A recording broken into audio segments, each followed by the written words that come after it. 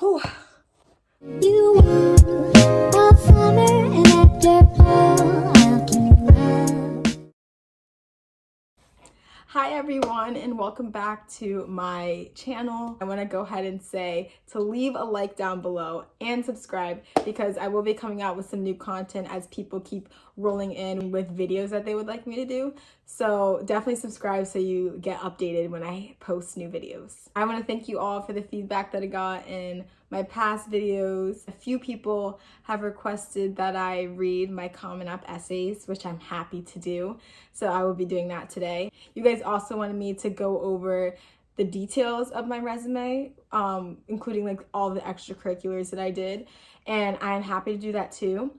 I'm still trying to figure out how I should organize that video, whether you guys want me to go by grade or by like each section, like athletics and just activities in general.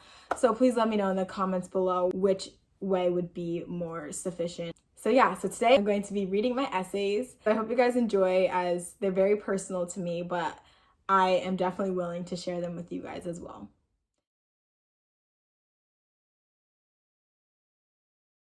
I'm going to start out with reading my Common App essay.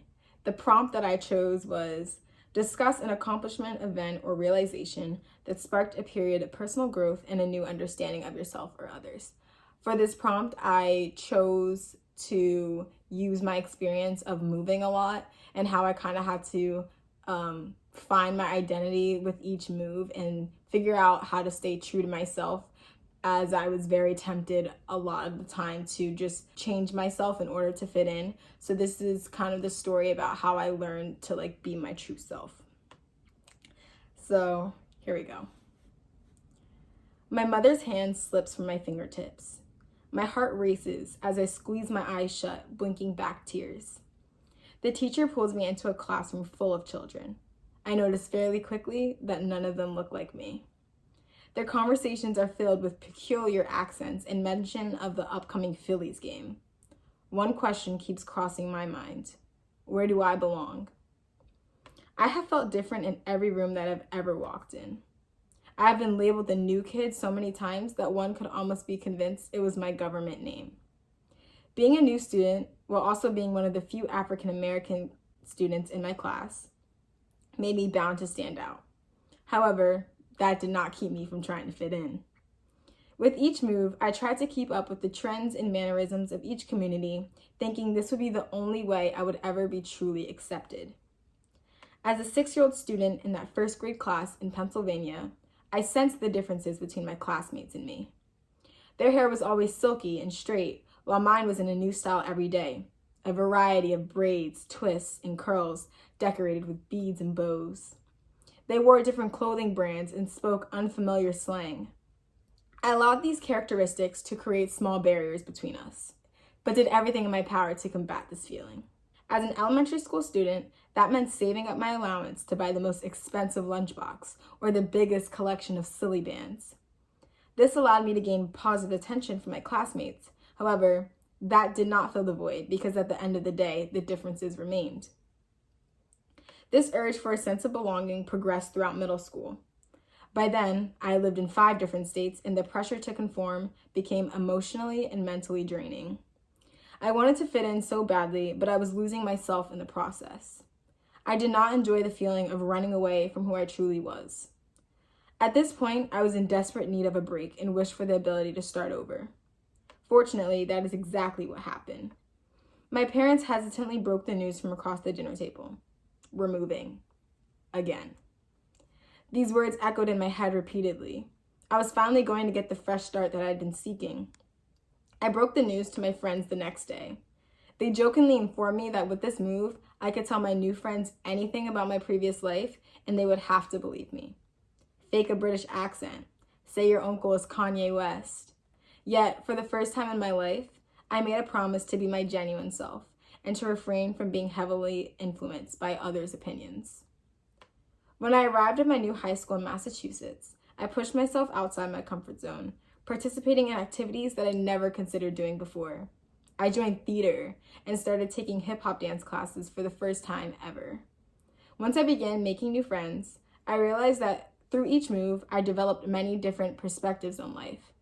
This helped me when it came to meeting new people because I was able to form a connection with everyone I met. I had finally discovered the secret to bridge the cultural differences. I just needed to be myself. I began to develop my own style made identifiable by my big glasses, long braids, and statement jeans. I embraced who I was and was finally proud of the person I had become. Even now, I cannot say for sure who I am destined to be, but I can confidently accept the person that I am today, and I am prepared for what the future holds. That's my Common App essay. Very true story, very real. Yeah.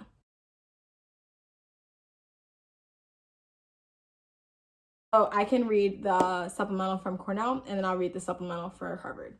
Hey guys, so for this video, I only included the 2 supplemental essays that I wrote for the Ivy Leagues that I was accepted to, but I also wrote 2 supplementals for the University of Michigan.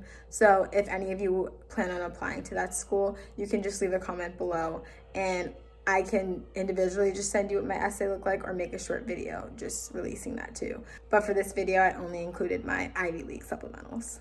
I applied to the College of Arts and Sciences at Cornell, and this was the mandatory supplemental that I had to do. So the prompt is, students in arts and sciences embrace the opportunity to delve into multifaceted academic interests, embodying in 21st century terms Ezra Cornell's "Any Person, Any Study" founding vision. Tell us about the areas of study you are excited to explore, and specifically why you wish to pursue them in our college. So this is my response to this prompt. If anyone asked me, what is your favorite subject in school, I would have a tough time answering because the truth is, I am interested in so many different classes that it would be nearly impossible for me to choose a single one. In my mock trial class this year, my public speaking and listening skills were put to a test. I prepared for the trials by repeatedly reading all of the witness affidavits and updating my questions so that the judge would rule in favor of my team. I found a passion in this field, an environment where I was expected to think on the spot while also being confident and assertive. Similarly, I found the same type of interest in my Principles of Biomedical Science class. Throughout this course, I explored concepts of both biology and medicine in order to determine what factors led to the death of a fictional character named Anna Garcia.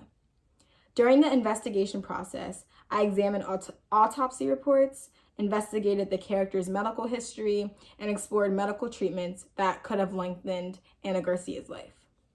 My profound attraction to subjects relating to both liberal arts and science has led me to my final decision in applying to the College of Arts and Sciences as an undecided major. The College of Arts and Sciences would allow me to further explore my interests in order to determine what field I could see myself involved in as a career. Additionally, it would help me choose one major to study out of the 40 that are offered at this college. I would be given the opportunity to take a range of classes that I'm interested in, from Africana studies and psychology to biological sciences and sociology. In the meantime, I may even discover passions for new subjects that I never considered in the past. Since the students that attend this college are not expected to declare a major until the second semester of their sophomore year, this will be enough time for me to thoroughly consider my options and confidently choose a major. It puts my mind at ease to know and understand that regardless of my major, when I graduate from the College of Arts and Sciences, I will be a better problem solver and have the ability to look at the world from multiple perspectives.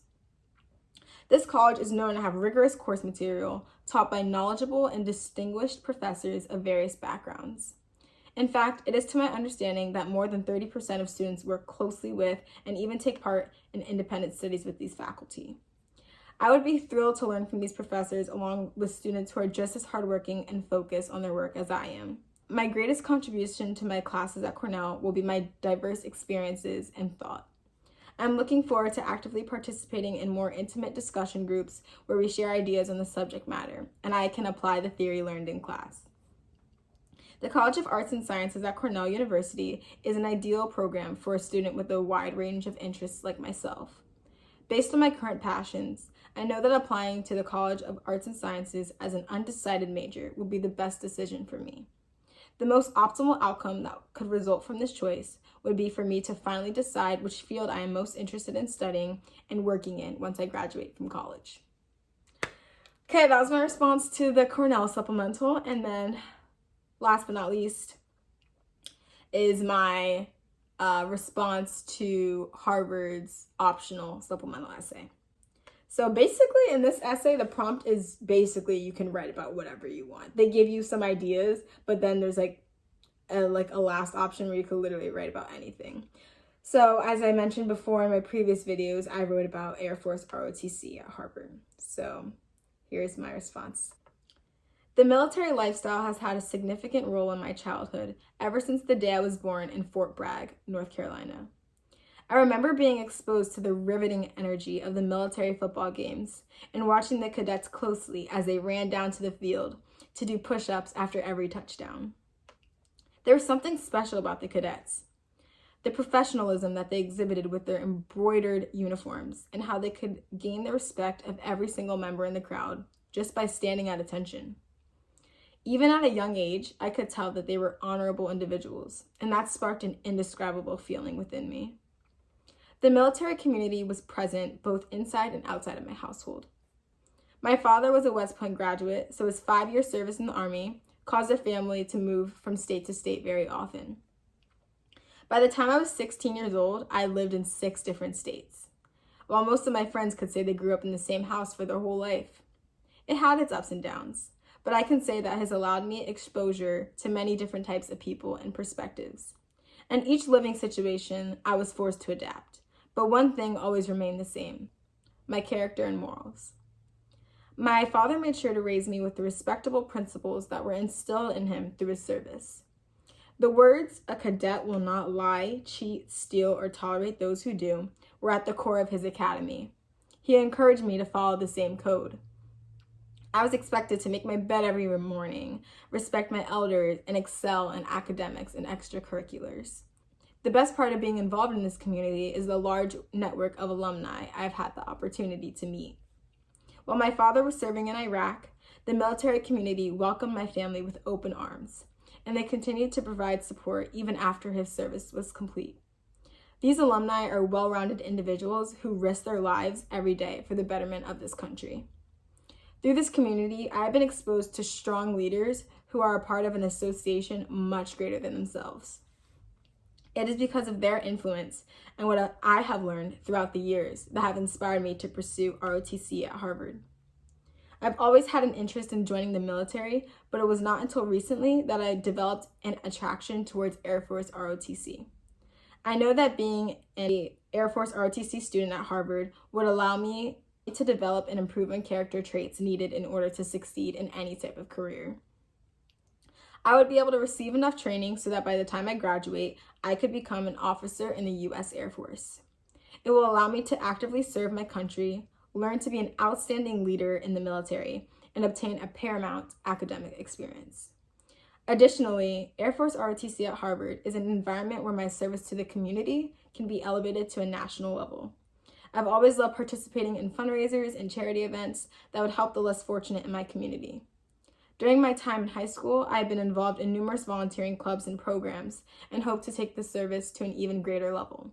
I'm prepared to go through the challenges it takes to become an Air Force officer, and this is just the first step. I know that if I am prepared to fight for my country in times of war, I'll be ready to surmount any obstacle that life throws at me. Whew, I'm hot. So those were all my essays that I had to write for college.